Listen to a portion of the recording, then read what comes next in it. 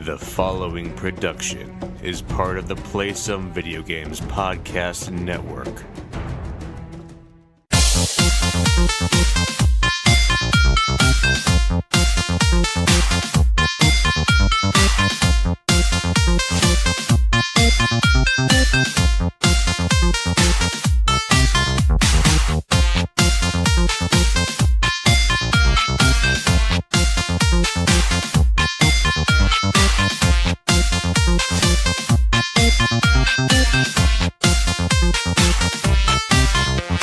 Good evening, everyone, and thank you for tuning into PSVG this week, and the only gaming podcast that asks you, Kiki, do you love me?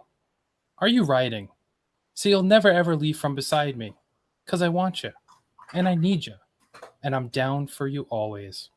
We are the flagship show of the Play Some Video Games podcast network and a proud member of the Make Us Better community. Speaking of which, we have to take a quick time out to personally thank each and every one of you out there who help support us and make us better in the process. So far, we've been able to do some cool things that if you are a Patreon producer, you'll be getting a little something in the mail from Donnie and myself that we've used some of your donations towards, as well as get Seth here a new microphone who's on the show tonight. So you'll hear the fruits of that labor there. As well as some other things coming down the pipeline. There's much, much more to come thanks to all of you. So thank you to our Platinum Executive Producers, Mr. Corey Hicks at twitch.tv/chicks_18, Mr. Mark Moody. Happy birthday, sir. Cheers to you. You can find his movie reviews over at youtube.com/outoflives. We also have our gold executive producers, Mike BC and Panache Malloy, and our executive producers, Stephen Iafrate, JoeySplats, Caro Underwood, Dante Bellini Jr., Jared Gauthier, Dude427, myself, the other guy in the show, Josh Borbone, Tammi Ryan, Robert Miller, Tim Aulph, Joel Brooks, Martini Jean, David Ray, and Jesse Armstrong. Thank you all so much for believing in our product, and we genuinely want to thank you from the bottom of our hearts. So, as I've mentioned, this week joining me, it of course is I, your host, Kevin Austin, and direct from the PSXP podcast, Seth, buddy, how we doing? Testing.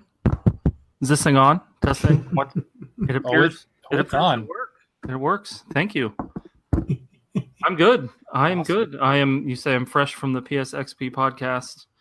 It feels like forever ago that I did one, but it wasn't actually that long ago that we had the guy from Better Than Speed on there. That was a good show, but it feels like I've done a million things since then.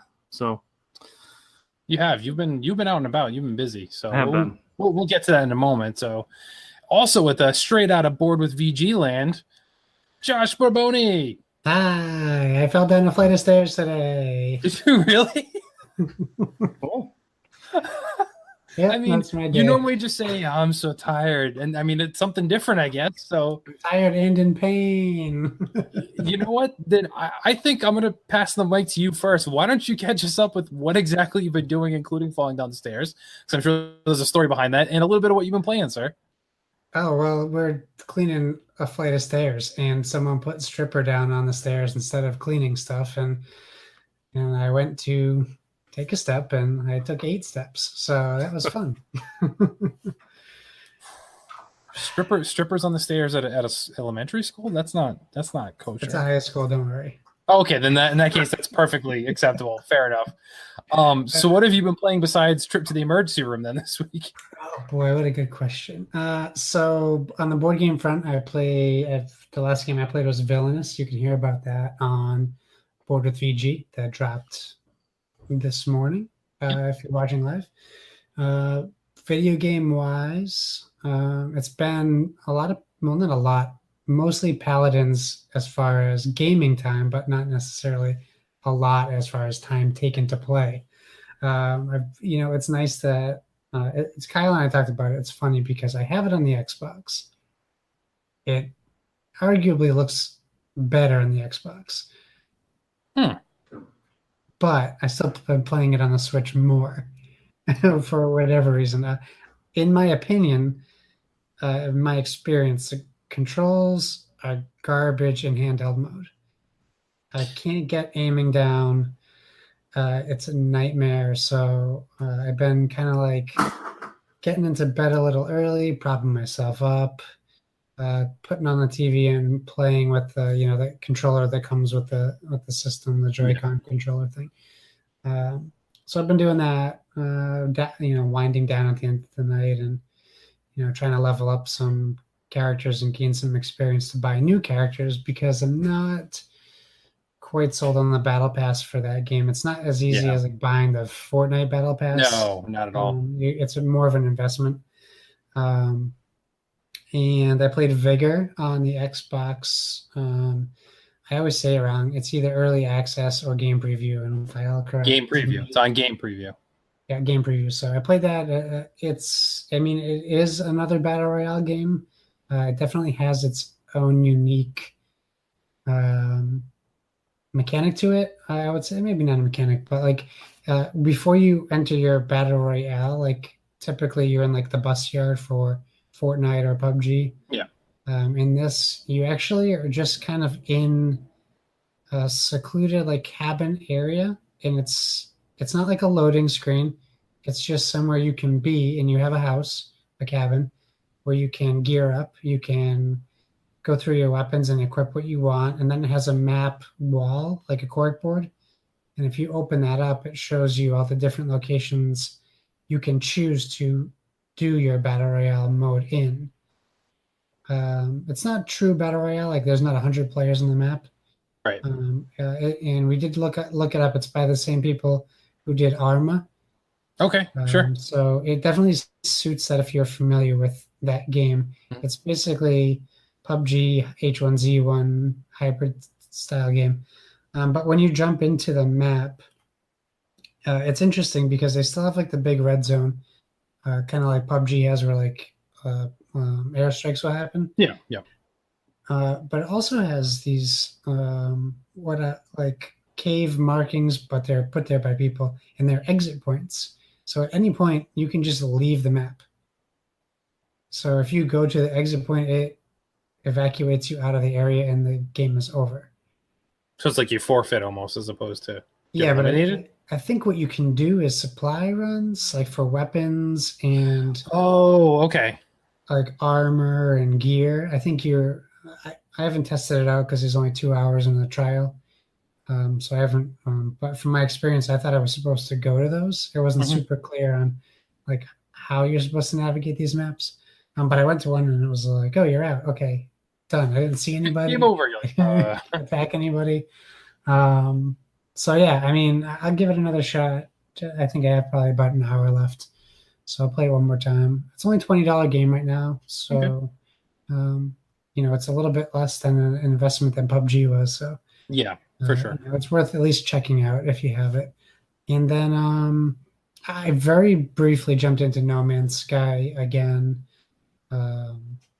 because I need to have some time put aside based off of everything I've been reading about what it is like now. And like when I first got No Man's Sky, my wife and I sat down and we played for hours. And I want to be able to give that the same amount of time. Right. I'm sure Seth has a lot to say about that when he gets around. So. Yeah, I definitely agree with that. Yeah. And I jumped right in and I died right away. So yeah, I remember you said that story. I got on a frost planet, which is fine. I just didn't. They don't make it as easy, so it was a little jarring. Like when you first start the first No Man's Sky, we'll call it, you're relatively close to your ship, if not right where your ship is, based on memory. And this one, not only was the ship like not on my radar right away, but it was like 2 valleys away, and that's why I didn't know where I was going and or how to get there. So that's why I died first. And then there's a neat little thing that shows your grave when you come back. So that's just always mocking you. I keep thinking it's my ship that I'm going back to, and no, I'm heading back to my grave. Did you press X to pay respects? No, I never made it to the grave. But yeah, that's pretty much my game and gaming experience through life. What's going on right now? So minimum game time. Cool. I've been kind of all over the place. So for once, I'm not recording 2 or 3 podcasts tonight, which is a welcomed break for me here. But I did make a few appearances. If you're listening and haven't heard the most recent episode of the Delvin Cox Experience, Donnie and myself both appeared on the same episode, and let's just say it's an interesting experience for all. Delvin says he's gotten some great feedback, so I'm happy for that, but I don't think Donnie and I thought it was our best foot forward, but people seem to dig it, so good for them. And I also had the pleasure of attempting to fill the shoes of the mighty Jason Lacey on Fluxipose, which dropped yesterday as well, so check that out. But as far as on the gaming front, so I'm still pecking away at God of War when I can. Still enjoy it. It's a very great looking game. The mechanics feel good. The combat just feels right. Just as odd as it may be to say, you can almost feel the weight of the axe and how it moves and how it combat. Like it's very satisfying when you get to do the right moves and stuff like that. So enjoying that. And then playing a couple games on the Switch front. Library in my area now carries Switch games, which is nice. So like I put a bunch on a list here to wait for them to come in, and two of them came in at the same time. Kirby Star Allies, which I've been wanting to try for a while. It's another Kirby game. Looks really well on the Switch. I will say that it's a lot prettier looking than I thought it would be. Being a Kirby game, they're basic. They're not known for their outstanding graphics, but it's very clean looking. Runs perfect. And for anybody that has family members, they may want to play there too. I've only played it solo so far, but it seems like it'd be really easy and really good co-op type game, especially if you have younger kids that might need some help getting through. The more experienced player can be Kirby, which, as long as Kirby stays alive, it's all good. And anybody he adds on to his team, the second, third, and fourth players, if you want to, can take over his partners that he can kind of replenish all the time. So it might be a good game, for instance, for like you, Seth, with the kids and play through that, because you can carry them through the whole levels, but they're still engaging and playing along there with you. So it's pretty fun. And I also got Captain Toad Treasure Tracker, which I beat on the Wii U anyway, but I still wanted to check out the Switch version and see if it's good. And it's good. It's actually really good. Playing it portably is probably the way it should have been played in the first place, but the capabilities of the Wii U having to play, you can play portably, but you had to be at home. It just feels so much better on the Switch. So I haven't done too much there, but I still want to check it out, and it's good. Cool. And two more things to talk about. One, I can't talk about too much, but I will just say, Donnie and I are reviewing a certain game. I know what it is. You do? Yeah. What is it? Overcooked 2.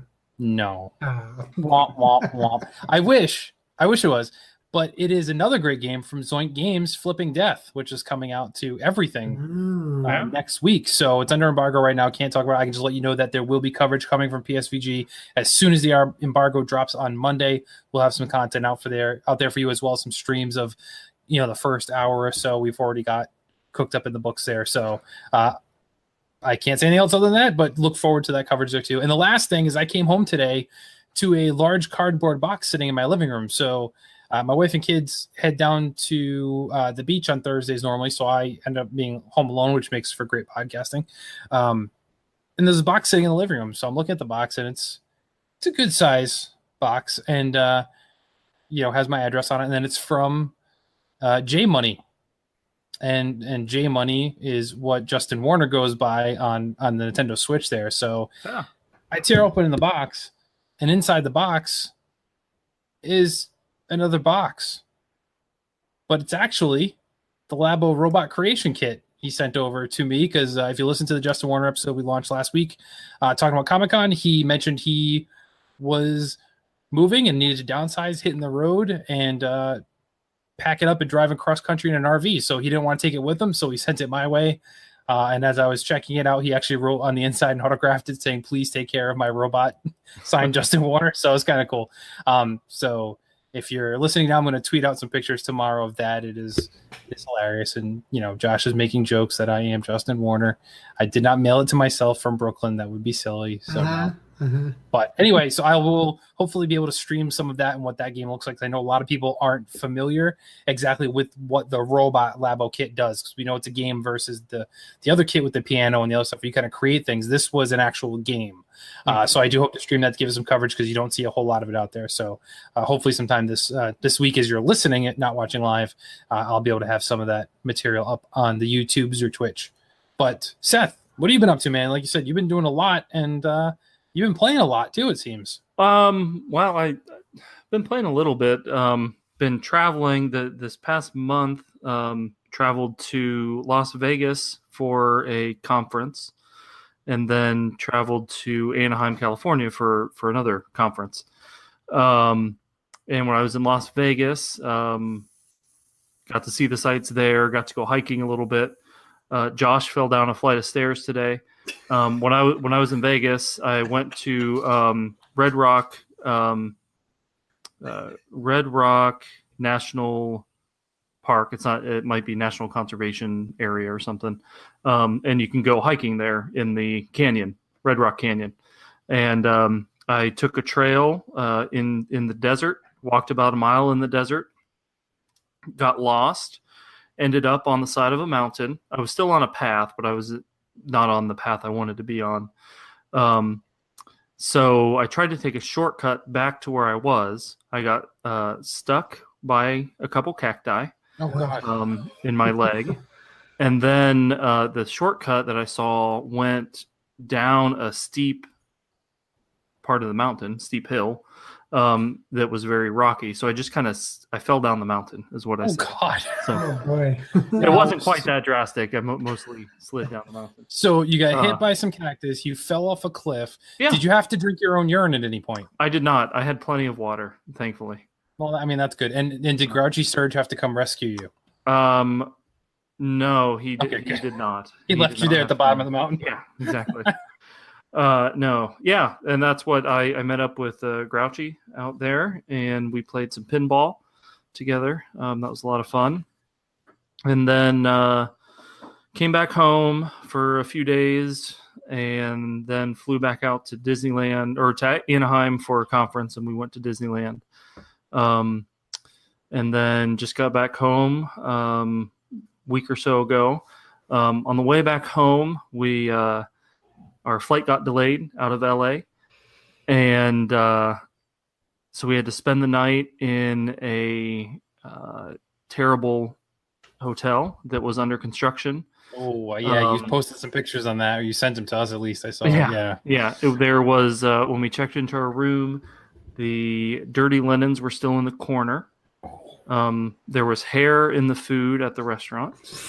Our curtains were moth hole ridden, and we were in a room with one king bed for a family of 5.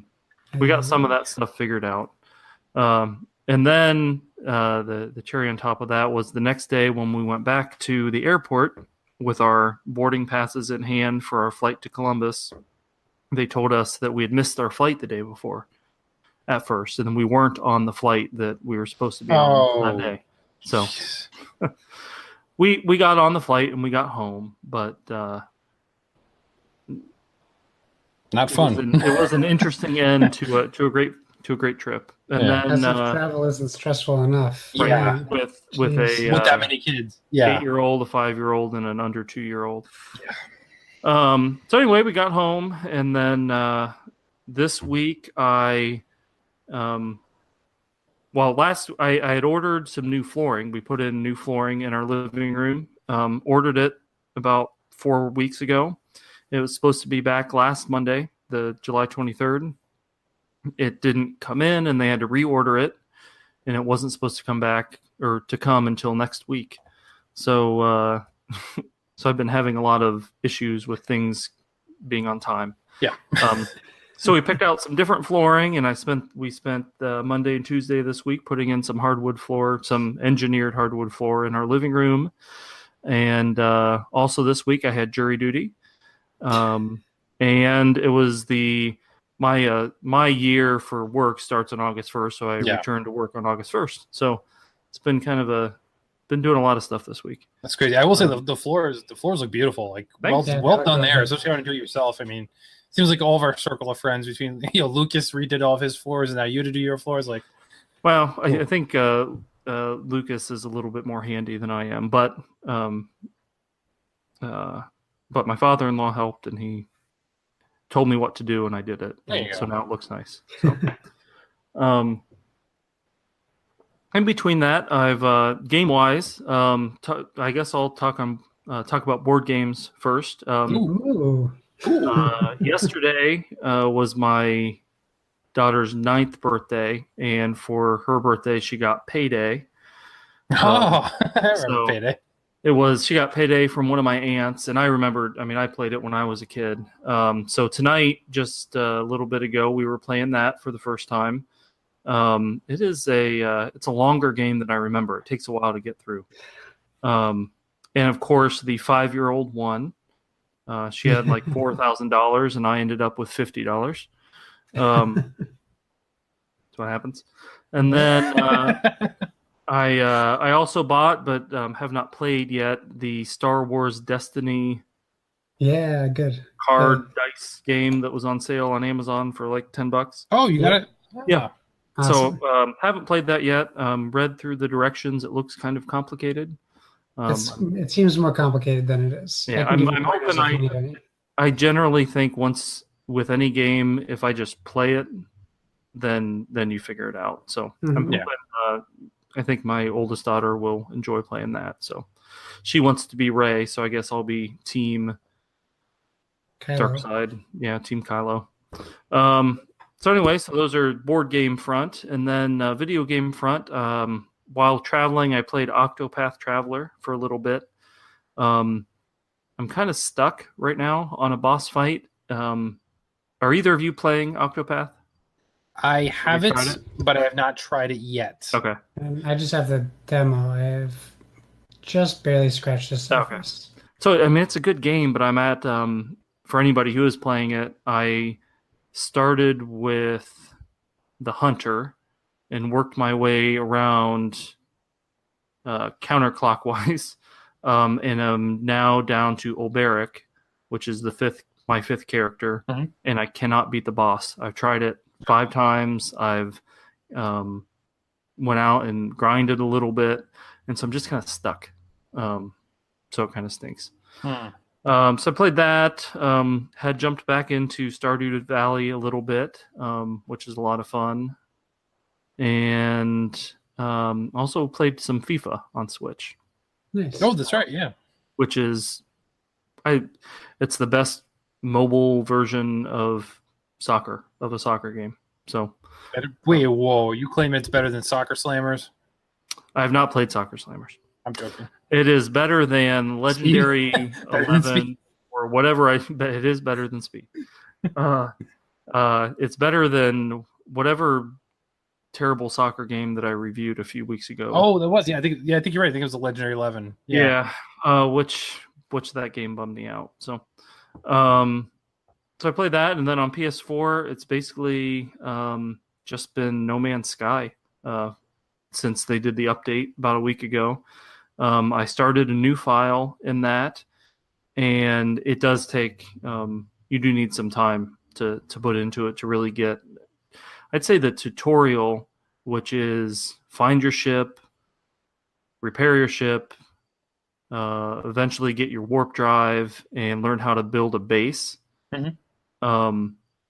Is probably a good 2.5 to 3 hours. And kind of once you can do all those things, then you can really get back into the regular game. I did try co-op a couple nights ago with my friend who I usually play Destiny with. I finally talked him into getting No Man's Sky since it was on sale, and because we could play together. And so he was just starting it out on Tuesday, and I had my save, which was like 4 hours in, and it was super easy. When you're on the main start screen, you go to an online game and you can either join a random online game or find a friend. I clicked on his, I could import my save right into that game. So it's my character was in there. I'm not where I was before. I'm in the new galaxy that he was in, but that doesn't matter. Yeah. And so I was able to go in and help him out, and it's seamless. I can go off and do my own thing while he's working on his own stuff, or I was able to help him repair a ship a little faster because I had some of the resources already. Oh, sure. And then I think kind of once he gets going, we'll be able to jump in and do missions together and whatnot. I did have one kind of fun thing. I posted about it in the Discord a couple days ago, where I warped into a new star system and there was a battle going on. There were pirates attacking a freighter, and they asked for my help, so I went over and shot them. and somebody else, a random person, warped in at the same time, and we fought off the pirates together, which is the first time I'd had, that sort of experience there.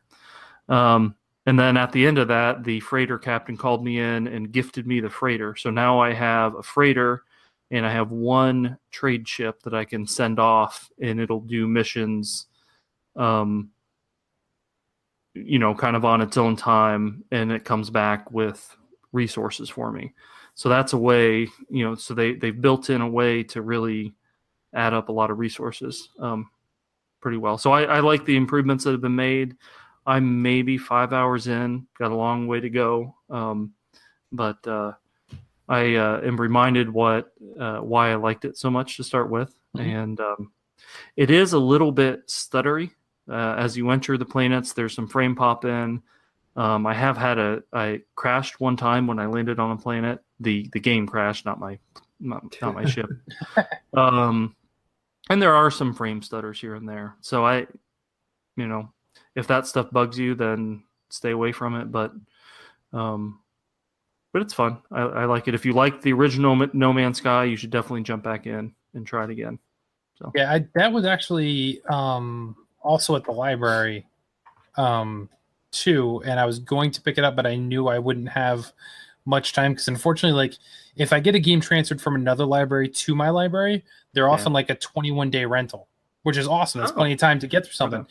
But if something's in my specific branch that's right next to my office, it's only 7 days. And I was like, I know I won't have time to play it, so I'm not going to touch it now, but I know it's there. And I do want to try it, but I want to make sure I can give it time. Now, with a game like No Man's Sky that's a couple years old now, you might be able to renew it. Because I know might be a possibility, yeah.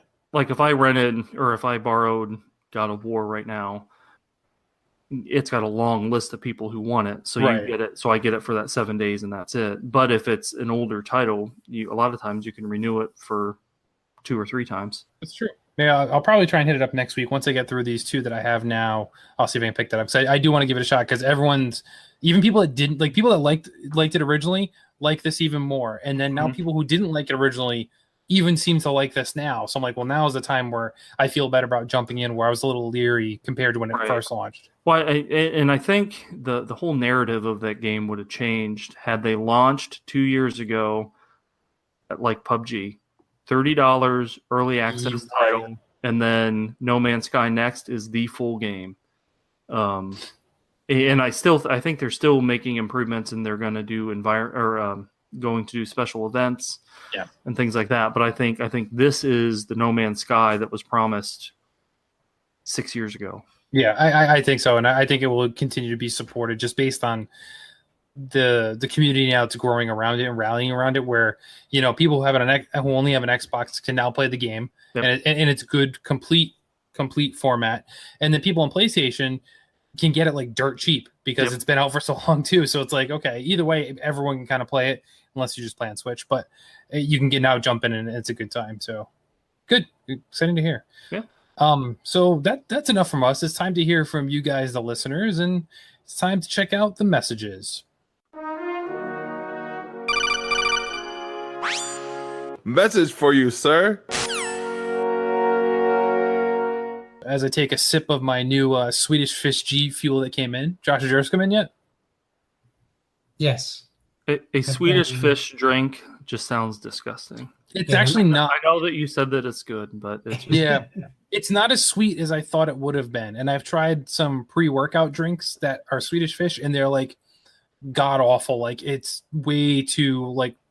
I don't think there's sugar in them, but they were way too sugary. This one is much more toned down that it's actually, you can tolerate it. So at least for me. Why is that a flavor selection though? I think that's the crazyr part. Well, I mean, cotton candy is the next one. So I know, I'm very excited. Have you, I think there are Swedish Fish Oreos, or there were. Yes, they were not that good. Okay. I tried that. I didn't try those. I'm a big Swedish Fish fan, so anything that comes out flavored like that, I'm all for it. But yeah, it's an odd choice for sure. But anyway, our first question comes from our own Coach Mo. Of course. And take this for as you will. Why is Madden the best game ever? Can I answer first? Go right ahead, sir. It's not. There you go. Sorry, Coach. There you go, Seth. I agree with Josh. Though I think this year's looks pretty good, but Yes. I realized last year I got it. I liked the story mode, whatever that was called, and I liked the game, but I realized that video game football has passed me by, at least in this format. Yeah. It probably passed me by about 5 years ago, and it just took me a few years to figure it out. So that's part of it too, Yeah. But no, it is not the best game ever in my view. But I teach his own. Exactly, and I will third that sentiment that it is not the best game ever. But same as Seth, as last time I purchased one, I just realized I am just no longer good in Madden. Ever since it made that transition from like Madden 95 or 94 to this now 3-dimensional football simulator, I'm terrible. Well, I can't do it. I hung on a little longer than that. I would say I was probably good up through PS2 era. Okay. And then since then, I think I've just been hanging on. And I think now I'm officially. But I also since that time, I've become less of a football fan in general and more into basketball, more into racing and other sports, and less into football. So It works. But I will say Madden is the best football game ever. Yes. Well, no. NFL Can't throw Coach Mo a bone. Come on, guys. Wait. Here's a bone. NFL 2K5 is that was the zenith of my football game playing time.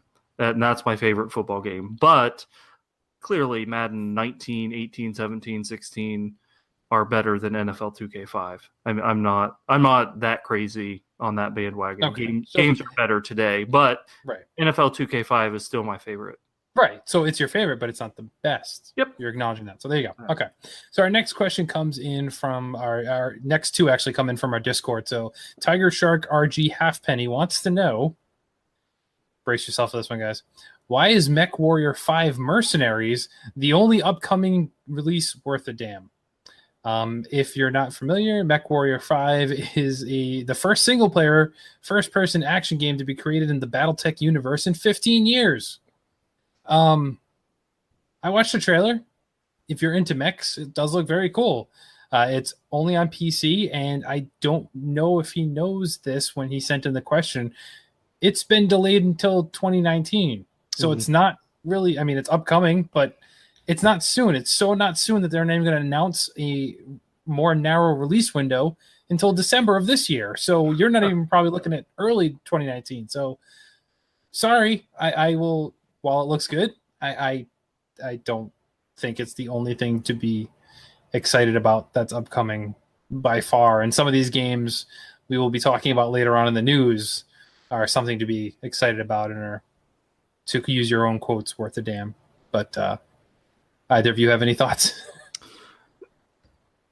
I'm not a big mech fan, so no. I had to look it up to see if it was actually a game coming out because I'm pretty sure the last Mech Warrior I heard about was Mech Warrior 3, which I own on PC. Yeah. It's from like 1995. Yeah. And I watched the video for Mech Warrior 5, and it looks like Mech Warrior 3. So I don't know if it's really anything to be too excited about, but good on you if you like Mech Warrior. I think the only mechs I want are Titans, and I have a game that's pretty amazing that can hold me over for a few more years until Titanfall 3 comes out. There you go. So yeah, it's the same as what we said to Coach Mo. To each their own. But thank you. Give us something to look at. And the last question from the Discord comes from Dude427. This one is Nickelback or Ali A. So, in the off chance you're not familiar, Nickelback is a Canadian rock band that was formed in 1995 with lead vocalist Chad Kroeger. Ali A is a YouTube guy. He's a British video producer known for Call of Duty. He does some Fortnite commentaries and vlogs and stuff like that. So, Nickelback or an annoying YouTuber? This pains me. I really don't like Nickelback, so I'm going to go with Ali A, even though he's super, super annoying. Seth? Nickelback. I don't know who the other guy is. Yeah. So. and if a Nickelback song comes on the radio, it's all right. It's all right. It's fine. Josh, your thoughts? You seemed hesitant and a little pained here. Well, I'll say, like, Nickelback falls into that thing where people think it's cool and edgy to make jokes about Nickelback, like they never listen to it, and how terrible they are. And I don't know who Ali A even is, but I pick Ali A because everyone is right. Fair enough. So that wraps up our mailbag for this week, everybody. So thank you for sending in your questions. As odd as they were this week, we do still enjoy them, and it gives us some more content for the show. But now, let's get into it, fellas. It's time to check out the news of the week. This week in Play Some Video Game News. And the first one is right in Josh's wheelhouse, but I know they're not recording another episode for quite some time. Gloomhaven, coming to digital. Steam especially, early access on Steam in Q1 of 2019, and it'll feature an infinitely replayable roguelike mode. So it's a little weird seeing a board game inspired by video games, but it's a video game now. And it was a board game that made over $4 million in Kickstarter. It won all sorts of Dice Tower awards just recently as well. So there's clearly a market for this, but it's coming, and that's really cool. And hopefully it's not $100 like the Gloomhaven game is, or is it more than that? Is it more than 100? It's expensive. I know that. Yeah, if you want to buy it now at like a local game shop, it's $150. But if you kickstarted it like me, it was $100. Yeah, and there's an expansion coming too, isn't there? That was announced. There's an expansion, yeah, and Okay. There's also a Kickstarter for fancy playmats, which I'm backing. So there you go. So I'm excited for it because this will probably be the only way I'll get to play Gloomhaven. Mm-hmm. Is the Steam game on? Is it a board game? Is it just a digital board game? I don't want to say. It looks like it's going to be. Well, they really didn't show much, but it looks like it might be more on the lines of a dungeon crawl kind of game. Okay. Yeah, they just give a teaser kind of thing.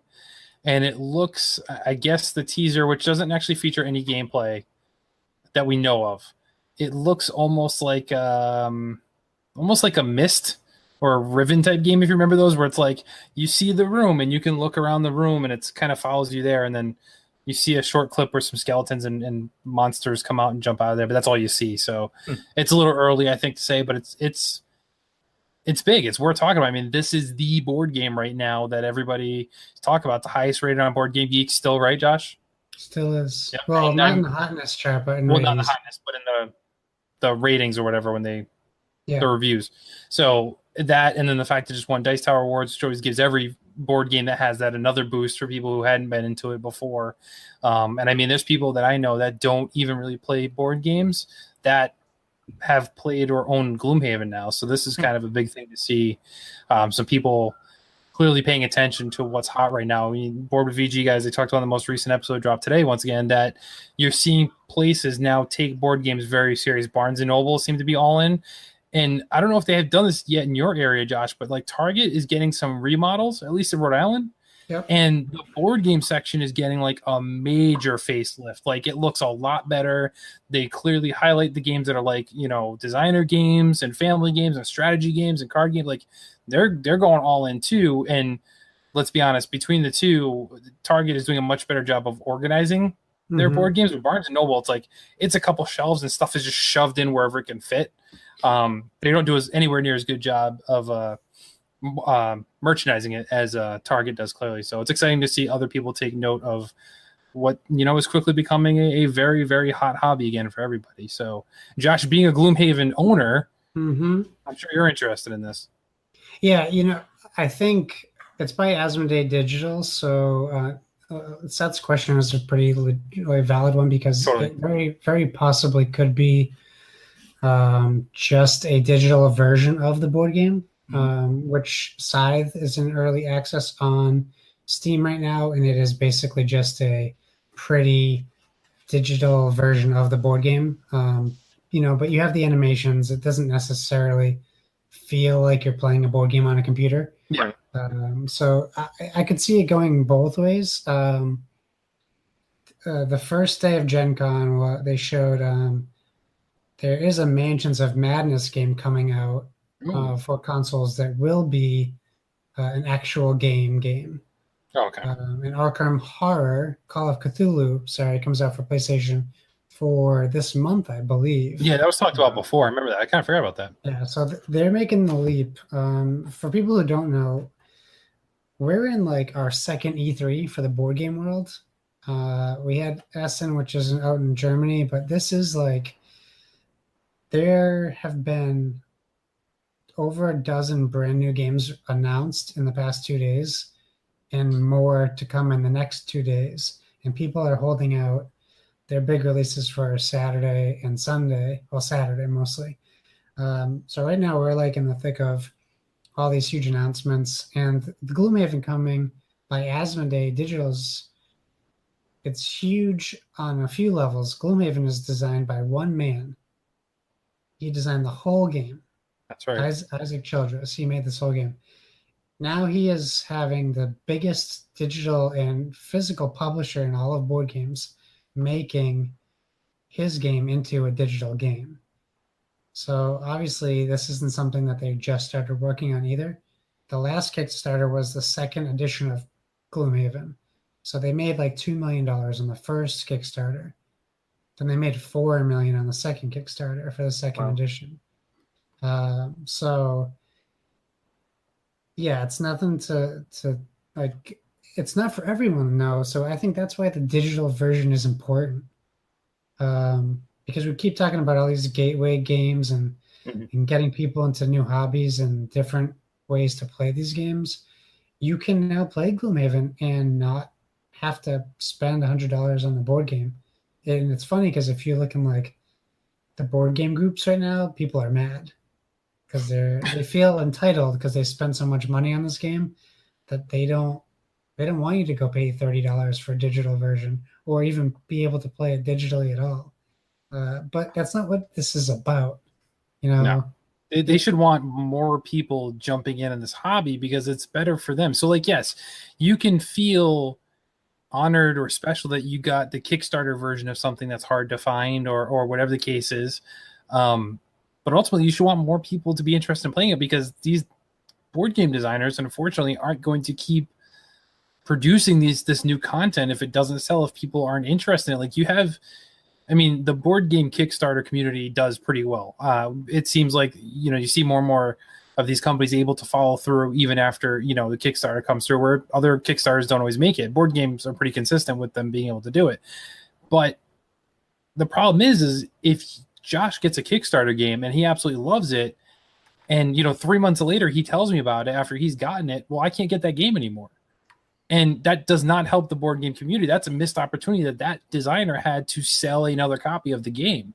Yeah. So whether it's digital or physical, people should be happy that they're playing it at all, because then it's also more people that they can have play the game with them if they have the real version too. Like, yeah, and you can play Gloomhaven solo, which is a benefit, which means there shouldn't be too much loss in translation with the digital version because they're not kind of catered to solo players. There's already solo play built in, so I'm excited regardless. I will own it just because I want to support this dude who's doing incredible work in the gaming community. So I'm all on board for that, and maybe there's another secret special Kickstarter that was announced today that I'm excited about.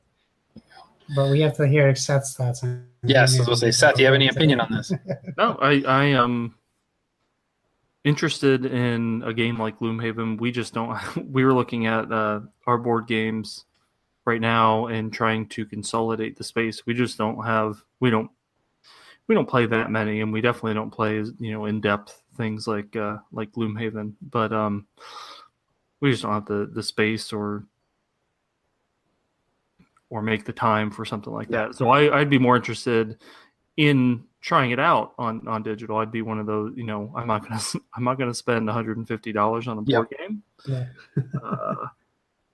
But I don't know how much a digital one would cost. I'd try that out before I'd spend money on a board game version. Totally. And I'm there with you too. It's like, I'm really interested in playing Gloomhaven, and I didn't know that much about it until Josh and Kyle were talking about it on their show.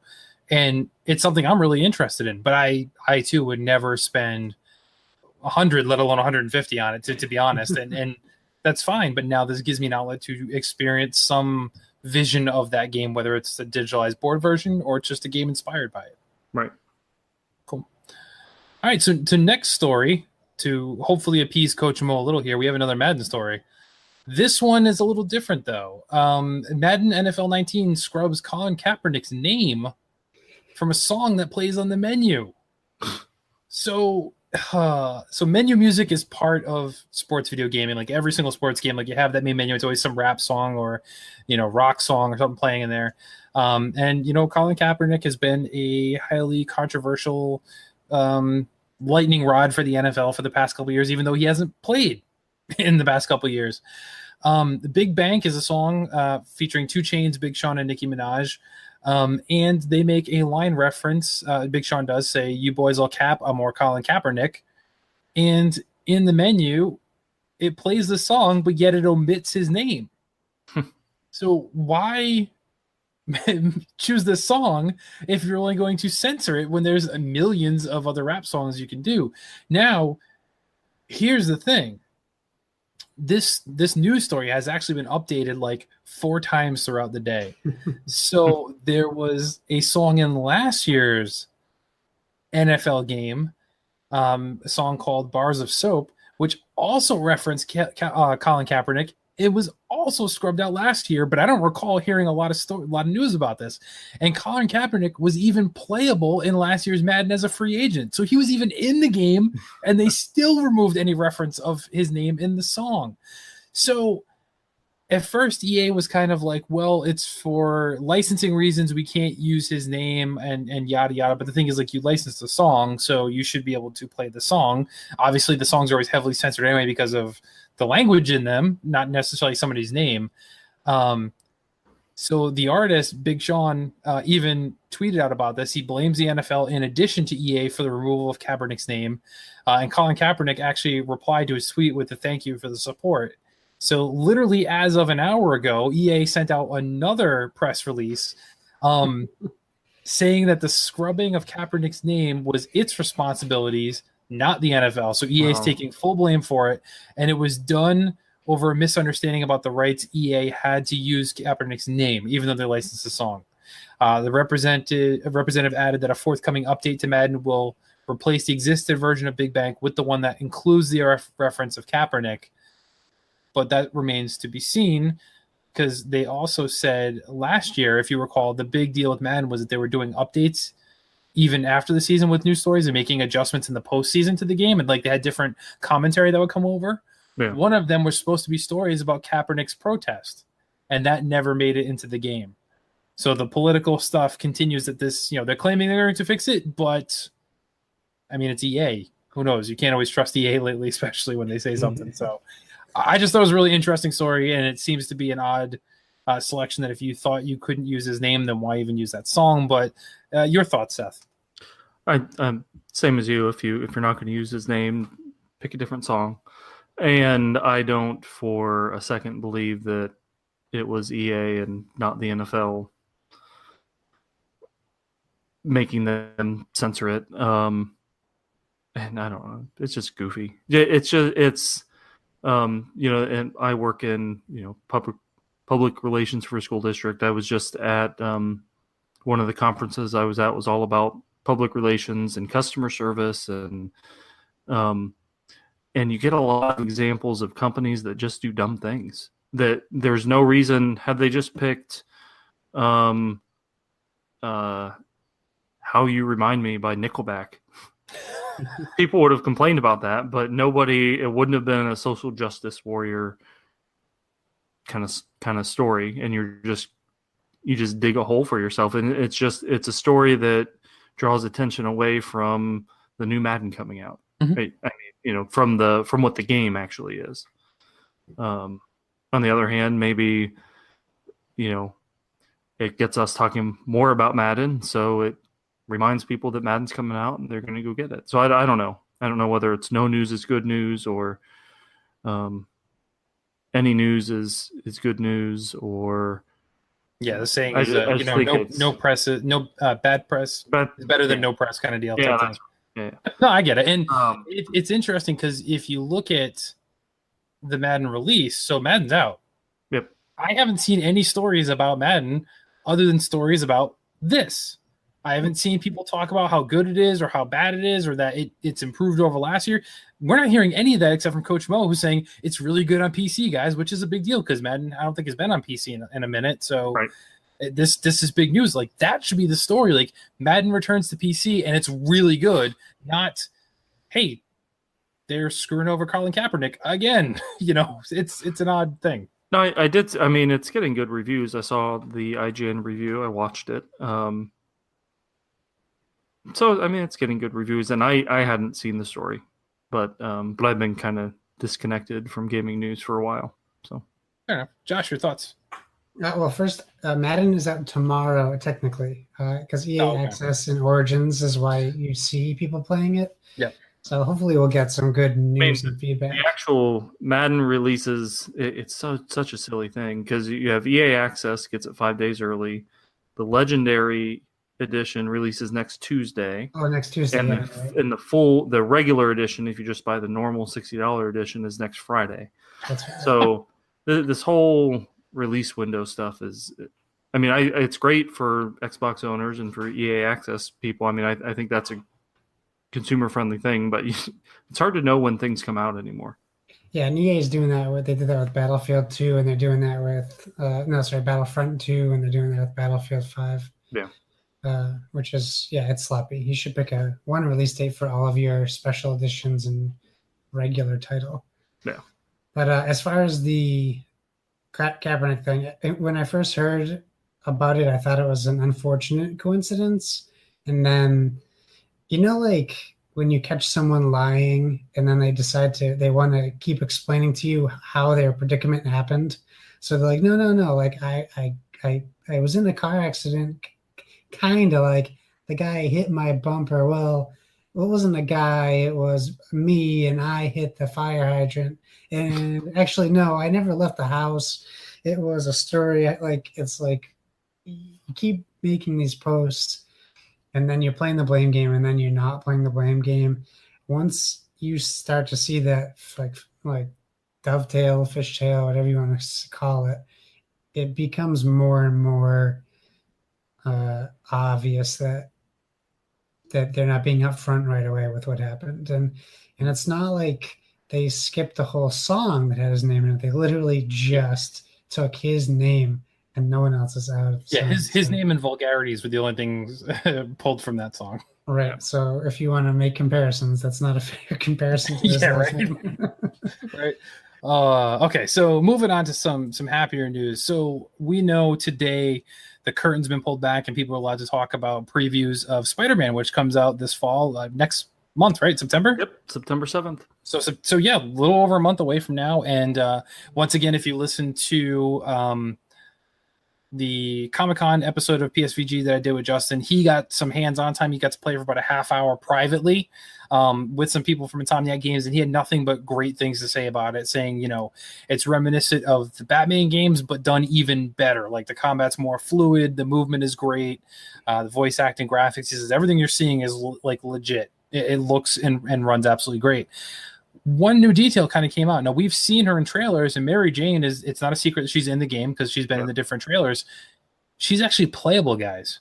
And this is something that hasn't been talked about too much. Oh, it's been in one of the first gameplay, when they showed gameplay early on, there was a scene where they showed her in a building, and it was from the player's point of view, and she was crouching behind a counter. Exactly. So, I mean, it's been shown, but yeah, they haven't really shown. there hasn't been a lot of details, but basically there are going to be transitions where you play as Mary Jane, and much like you said, it's going to go into first person at certain points, and her objective is to. She's an investigative reporter or journalist in this universe, if you will. So she's got the eye for detail and stuff like that. So she has stealth gameplay a la like Splinter Cell, where she has to actually document and record things with her camera and then stay hidden from everything else in order to provide information back to Peter Parker, aka Spider-Man. So it's a different take on MJ than we've seen. And obviously throughout comics and cinematic universes, we've seen MJ a few times, and this is definitely a little bit of a different take. Like, she's just as quippy and stuff as Peter Parker is allegedly in this game too, which is a nice change of pace. So I'm excited that it's not going to be just Mary Jane playing like the victim or something like that in this game. Like, she's very much going to be a team with this more experienced Spider-Man that we're getting in this game. So I'm excited for that. I think it's a cool little twist and something we haven't seen done before. Yeah, I saw the footage pop up today. I am radio silent on the game as much as I'm not. It's not like I'm muting words on Twitter or anything like that. Right. I'm not going to go out of my way to watch. I've seen enough. You don't need to. Yeah, Right. It's going to be. Yeah, I'm with you there too. Like, I'm just reading these stories, but I'm not reading like spoilers or anything like that. Right. Saying like I don't need to know any more of the story. Just anything a little fun like that. And it is. I mean, it's reassuring to hear that Justin enjoyed it a lot and that everybody's enjoying it. So that that's all I need to know.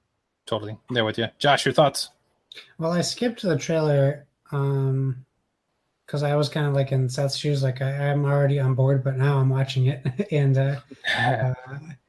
I'm liking her look. I didn't expect her to. It's definitely a different transition for how Mary Jane has looked. So I like that. I'm really like, when we saw the E3 stuff, I really love the integration of the villains. And like, I don't know if the new trailer is spoiler. They show a new villain in the trailer, which I'm, as a comic book nerd, I'm excited about seeing. So I mean, it's great. I just hope the missions are good. I don't want it to be like Raiden from Metal Gear like missions. Like, sure, you're playing as Snake. Oh wait, no, the rest of the game you're playing as a naked Raiden running around. I'm pretty sure Mary Jane will not be naked climbing through. Minus the naked part, yeah. Okay, fair enough. But I mean, I'm excited. I'm just excited to get my hands on the game, to be honest with you. Obviously, it's no secret I'm an Xbox fanboy, but like, when I see games on PlayStation that get me excited, there's very few of them, and this is one of them that is just screaming right up my alley. You're taking, from what I've been hearing, is my one of my favorite game series, the Arkham series, and just throwing in a character that fits perfectly with that like gameplay style. That it's not like you're trying to be Superman and make a game out of that. Like, everything seems to look and feel right from what I've been seeing. So he said too, like the physics in his web swinging and swinging, he's like is perfect. The trajectory and stuff, like it just works. And one of the comments Justin said that made me happy, because like, same as you, I love the Arkham series. Like, those Batman games that were great, and every iteration just got better and better. But one of the things Justin brought up is like, okay, so you jump into a battle in the Batman game, and Batman changes his stance into the I'm ready to fight stance. But if you backed far enough out, he transitioned back into his travel mode essentially. So it kind of takes you out of like this proverbial ring of where you can fight. And if you left that ring, the fight would end. Yeah. With Spider-Man, he says, he was fighting on the rooftop in the section that he was playing, and he would jump off and run down the side of the building. So typically, in like, if this was the Batman game, that would leave the ring of the battle. In this game, no, the enemies would run to the edge of the building, and they were peering over the side to see where he went. And if he went around the side of the building, they would run to that corner and wait for him to come up. Like, the interaction never really disconnected, he said. Nice. So he said that was extremely satisfying to see. And then plus, if there's nothing for Peter Parker to shoot a web at and swing from, then he can't web swing. So like, if he's in Central Park, guess what? He can't web sling. There's nothing to swing from. And whereas like in the Batman game, it's like, no, I will shoot my grappling hook at this invisible thing and shoot up. Like, so those little details there, it makes it just something special. I think that we're gonna get to experience in about a month. So awesome. Cool. So moving on, just a quick hits here. We don't really need to talk too much about them. They've been out for a bit, but I do want to touch base in case people aren't aware. Games with Gold for next month, or this month rather. Right now, as you're listening, you can get Forza Horizon 2 on your Xbox One. That's going to be from the 1st to the 31st. And then August 16th to September 15th, you can get For Honor, which is pretty cool. And then in backwards compatibility, Dead Space 3 is available right now till the 15th. And then after that, Epic Mickey 2, The Power of 2, is going to be available from the 16th to the 31st. And I must say, I am very happy with this lineup for August. So it's good to see Xbox with a good one, because last month I felt a little underwhelmed, and this month is a lot better. So excited there. And then also with that, they announced some new additions to Game Pass as well, available right now. We have Rise, Son of Rome, Hitman Season 1, Ruiner, Dead Rising 2, Dandara, The Escapist, The Walking Dead Edition, and then Connect Rush, Disney Pixar Adventure, which was much like Disneyland Adventures. It was a Connect game on 360 that was then transformed to an Xbox One experience that can be played with the controller, so you don't have to do the god-awful Connect stuff. So pretty cool stuff there. And then, of course, we have our PlayStation Plus titles for the month that were also announced a little bit later than Xbox announced theirs, which was odd. PlayStation always announces theirs on the Wednesday prior to the first Tuesday of the month. Okay, yeah, I guess you're right. It's just we've had them together Xbox lately, but yeah. Well, Xbox always announces it earlier, and then PlayStation announces it that the same Wednesday every time. Okay. So what we have for PS Plus, we'll get Mafia 3, which I've had in my pile of shame physically, and now I'm going to have in my pile of shame digitally. And then Dead by Daylight is there as well. And then PS3 owners, if you're still for some reason doing it, you get Bound by Flame and Serious Sam 3. And Vita owners can get Draw Slasher and Warhammer 40,000 Space Hulk. I guess as part of their thing. And then additionally, if you have PlayStation VR, you can download Here They Lie, which is a VR horror. Go figure. It's pretty much all they keep doing. And the trivia game Knowledge is Power is also free this month, and that's a PlayLink game that you can use with your app on your phone there too. So that's pretty cool. And then Josh has for me, which is great because I did not bookmark them, some Twitch Prime games you can get for free if you have a Amazon Prime account in Twitch. Josh, what are those? Yes, I mean, coming off July where they gave out 21 games on Twitch Prime, which was awesome. They came out swinging again for August. First of all, like they did the Wizardry bundle, so Wizardry 6, 7, and 8, the old school PC like RPGs, like where you like it's like Wolfenstein but no guns. It's like you enter a room. What would you like to do? And you type that. So I think that's a cool like throwback. They have Jotun Valhalla Edition. That's a great game. Game. Anti-Hero, which I'm not familiar with, and SteamWorld Dig and Death Squared. So you're getting 5, 6, 7 more games this month, 8 games this month. It's crazy. Like my Twitch Prime games or backlog is building up more than my Steam library is at this point of games that I've gotten and have not ever played, and not sure if I ever will. But I'm redeeming those suckers. You can bet that for sure. Our last story, because we're running a little bit long, but I wanted to include this because I thought this was fun. So this isn't a story, more than an observation by myself that I wanted your guys' opinion on. Mario Odyssey had more DLC released today, which they've been doing. It hasn't been getting a ton of press, but they keep releasing new costumes. That's it. Not new worlds. They're just new costumes Mario can get. And for the second time in Mario Odyssey, Mario is cross-dressing. So we know with the amiibo, the Princess Peach amiibo wedding thing, if you scan that, you get Mario wearing a wedding gown. Okay. Now, one of the villains in Mario Odyssey was known as Harriet, which was a female rabbit. You can now wear her dress. So Mario in a dress twice. If you've played Breath of the Wild, spoilers, Link cross-dresses as a woman. What is Nintendo's obsession with cross-dressing? It's 2018, Kevin. You got to get with it. Right, but... So and that I knew you were going to say something like that, so I'm prepared for this. Nintendo tries to play as politically correct and uncontroversial as possible. And if this was done in a manner where there was, let's say, a trans character, then that would be fine. But we are taking characters who are known not to be that and dressing up in that way where it almost comes off as humor, much like if you do that nowadays, like that wouldn't be acceptable in, social justice stuff. Let's bring that up again. Much like you can't go on Halloween in blackface, nor should you. This is like the same thing where it's done in like a jokey manner, but people aren't reacting to this. And in my mind, like it could be offensive to those types of people. So I'm just surprised that Nintendo, who tries to stay out of these things, has been so gung-ho with this. And it's just kind of odd because it doesn't serve any storyline or purpose. It's just odd. That's a fair observation. I never thought twice about it. Because I don't know, I'm just used to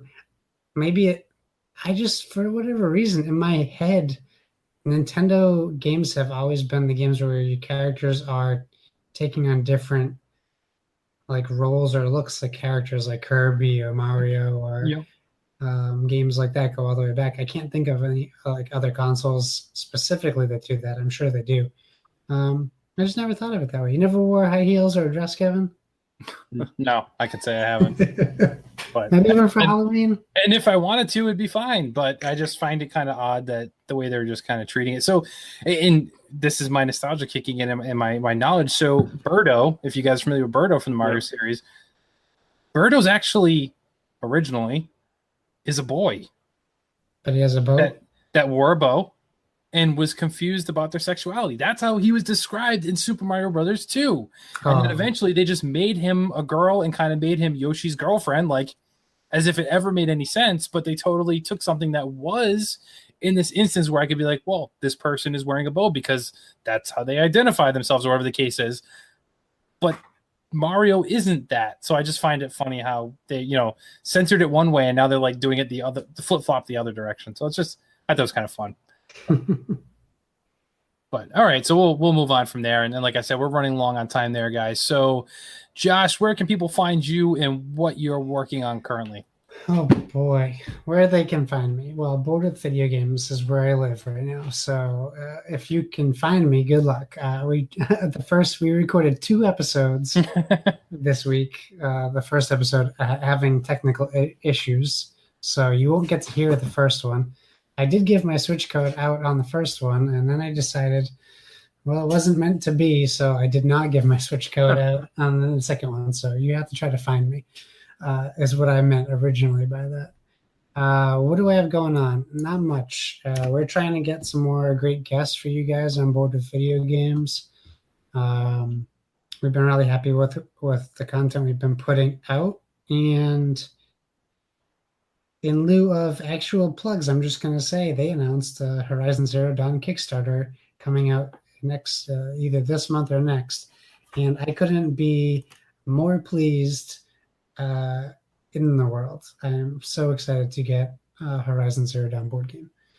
And those are my plugs. Buy Horizon Zero Dawn, the board game. Fair enough. So, Seth, where can people find you and what you're busy with? They can find me. They can follow Twitter at PSXP Podcast, which has been a little bit dormant as I've been traveling a little bit and getting back into things. And then, my own Twitter at Seth Joseph Roy, which I do some gaming stuff, but it's other non-gaming stuff too.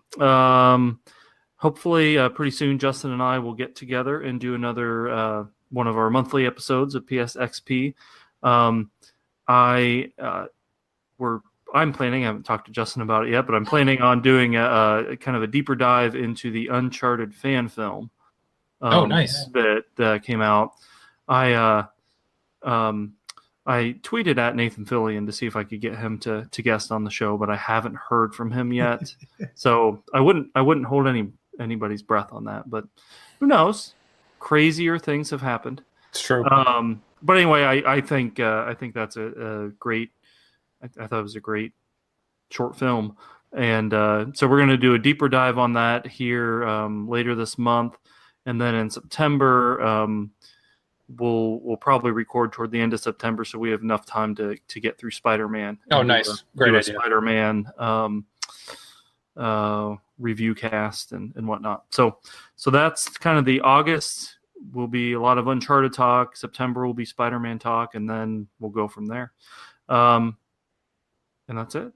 Awesome. So, yeah, you all listening have some homework. Make sure you watch that film before the next episode of PSXP, so you're in the loop is what's going on there. It was very good. That's a great topic, Seth. I'm glad you're doing that. So, a few other plugs here. Like I said, if you're interested, I was co-hosting on Flex to Pose this week.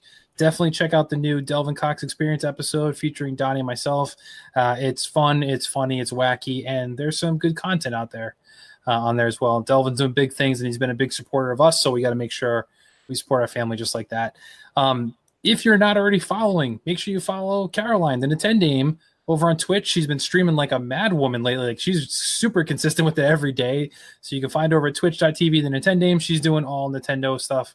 Obviously, that's her wheelhouse. I, too, a new challenger is approaching. I am entering the Twitch realm as well. So follow me at PSVG Kevin. I will be streaming stuff in addition to that, too. I will more likely do things that are not normally streamed, some off-the-beaten-path type games. So I don't want to do the same thing that everybody else is doing. PUBG, Fortnite, Call of Duty. Maybe I'll do some of that stuff, but my focus is going to be playing stuff you don't get to see otherwise. So I'm going to be fighting for the little man there. As I mentioned, our Flipping Death review is coming. If you're listening to this show, it most likely is already out there, so go find that content. You'll definitely want to check that out. You can find it at psvg.blog, our website, for all of the things, as well as joining our Discord with Make Us Better. And if you're interested in supporting us and helping us continue to do the things we want to do and our vision to expand all this stuff to bigger and better projects, check out patreon.com/makeusbetter. But most importantly, everybody, as always, each and every week, we ask that you never stop gaming.